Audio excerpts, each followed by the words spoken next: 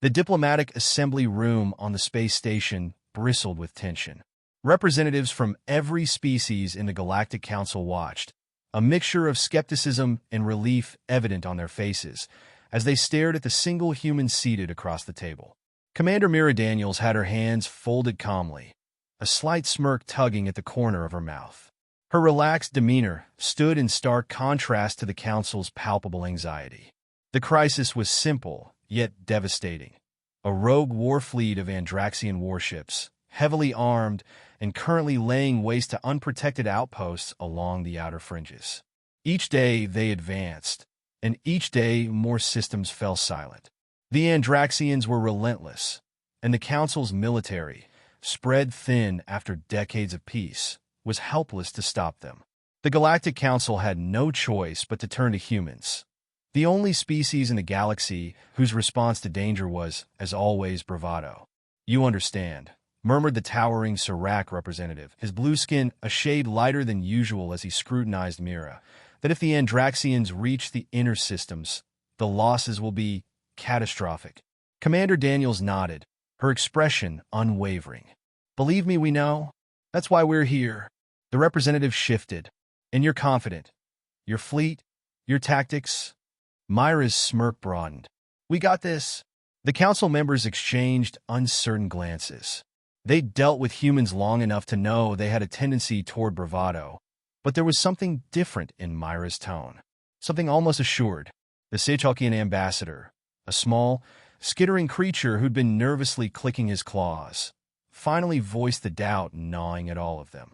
"But humans, your species, you're known to, how shall we put it, exaggerate your capabilities. Are you certain?" Daniels leaned back, crossing her arms with a confident grin. "Look, we humans may talk big, but we don't make promises we can't keep. And when we say, 'We've got this,' it means we've got a plan." She stood, extending her hand for a formal galactic salute, but there was an unmistakable glint of excitement in her eyes. "Just sit tight. When this is over, you'll be glad you called us." A week later, the council reconvened, this time with a subdued atmosphere of waiting. News of the Andraxian fleet's progress had gone distressingly quiet since Mira had departed the station. The absence of updates had some council members murmuring anxiously. Finally, the transmission came through. The screen flickered to life with Commander Daniels' face. A few smudges of soot streaked across her cheek. She grinned, unflinching, even as sparks fizzled and a steady hum of alarms echoed in the background.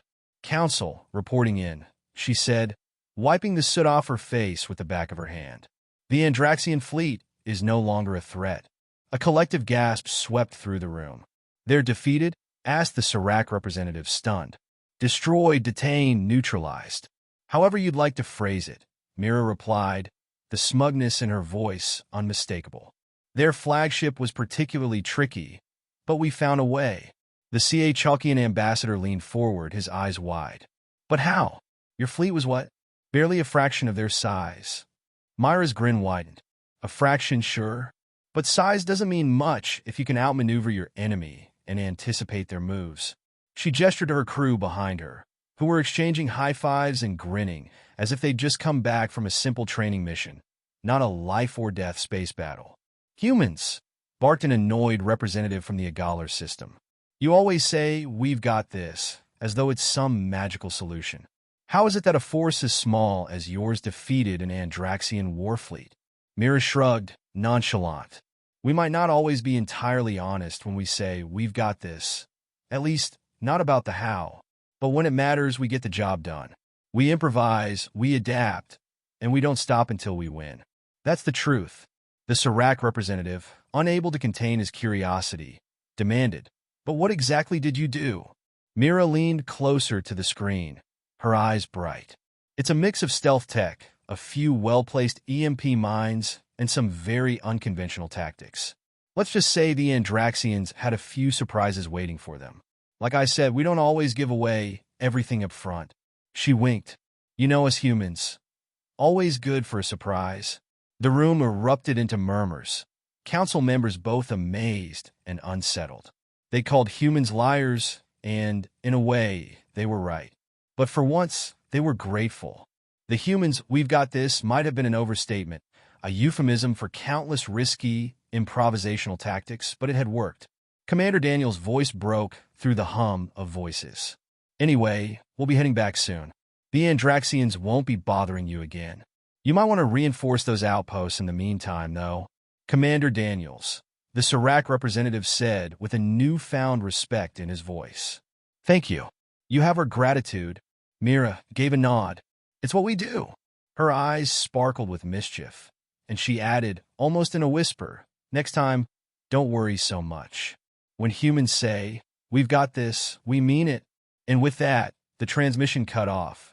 In the silence that followed, the council members glanced around the room, feeling a strange sense of relief, and perhaps just a bit of wonder. Maybe they thought it wasn't just bravado after all.